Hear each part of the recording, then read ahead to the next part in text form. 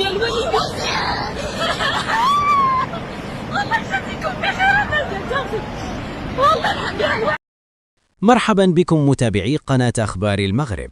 ننتقل مباشرة إلى الموجز دون إطالة عليكم.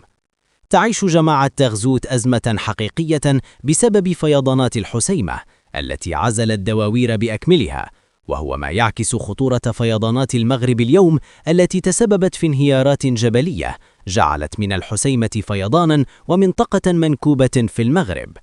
ومع انقطاع الكهرباء تسببت فيضانات الحسيمة في خسائر مادية جسيمة، حيث نعاين كيف أصبحت الحسيمة فيضانا يهدد الأرواح في هذا الجزء من المغرب.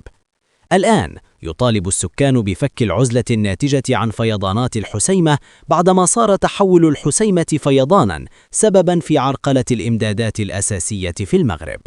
شكرا لكم على المتابعة، لا تنسوا الاشتراك واللايك للفيديو إذا أعجبكم. إلى اللقاء.